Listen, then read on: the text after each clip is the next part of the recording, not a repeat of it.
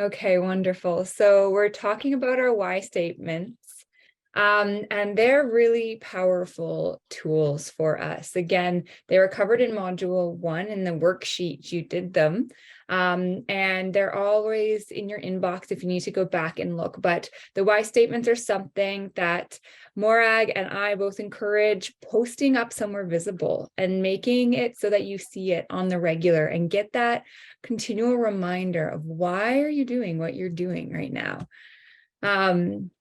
So we'll just go through. There's a lot in permaculture as we're learning, as we're going through the program, as we're implementing our designs. There's a real importance to learn how to communicate what permaculture is, and also to be learning the technical things of why we're doing permaculture, or sort of how we're doing permaculture, how to build a compost pile, how to build a worm tower, how to create effective design. But a lot of those things are really encapsulated as well in our why. And for a lot of permaculturalists, it's really important to actually keep coming back to that why statement. I think for most things that we do, and a lot of other, arenas, we might be hearing these terms of a vision statement, but knowing what is the purpose of what we're doing, and why statements include the what we're doing and the how we're doing on a very personal level. So for a lot of us, I think we're here for clear reasons. We kind of know some of the impacts that are going on in the world today, and some of the things that we can see and taste and smell, and know that we would like to see some changes happening. So when we come together in this type of community, and in this global community as well, it's really amazing how loud the desire is to align with a process of regeneration. And so what does this look like? So when we go back to our why statements, we have the opportunity to think about that and to do a little bit of what's called future casting, where we are envisioning the future. So this is our opportunity to dream big. How does the future in our minds, what does it ideally look like? And then we begin to be able to work our way back from there. So we get to think like, what is needed right now in terms of habitat restoration, ecosystem protection, the gardens that we want to grow, the communities, the connections. What are the things that feel really important to us to be growing and building? Healthy food, connections with our children.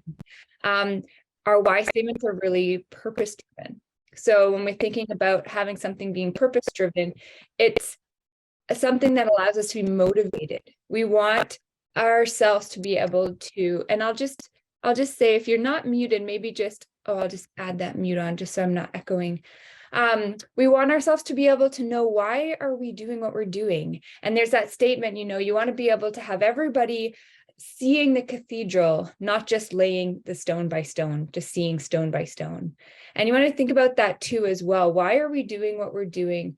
We want to be able to see the forest, see the pollinators coming back, see the birds having habitat. We want to be able to see what we're creating together in this vision, and not just see necessarily the individual plant that we're putting in the ground.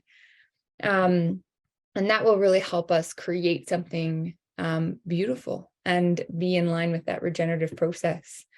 When we're thinking about vision statements or why statements in a regenerative model, we also have this amazing opportunity to think about changing the timeline. So we're not just thinking about immediate returns on investments anymore. We're making our choices and we're making our visions to be, the idea is to have it as far, far away as possible, the longest vision that we can imagine, and be working towards that type of regenerative design.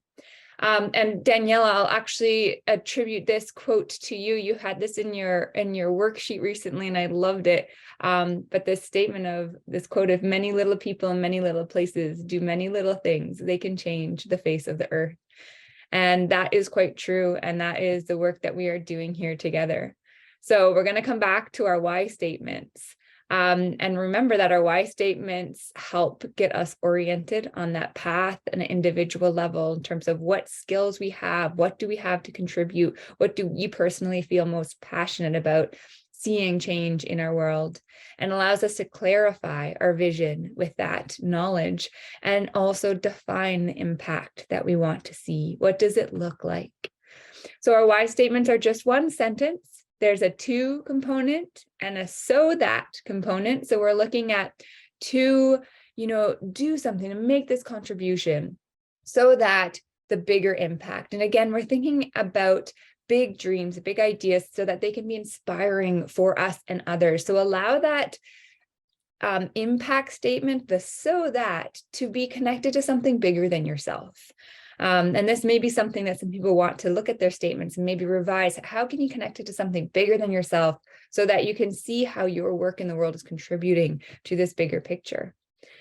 So just to break it down, the impact is the difference you want to see in the world, and the contribution is the main thing you want to do to make that impact. So an example would be to teach children about permaculture so that they may grow up eco-literate and capable of living regeneratively for the well-being of people and the planet.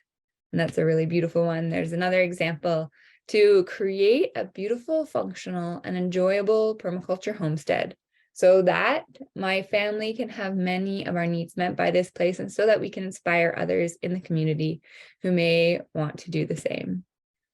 So I'm excited to hear your why statements. I will share one that I've recently developed with a permaculture group in the area.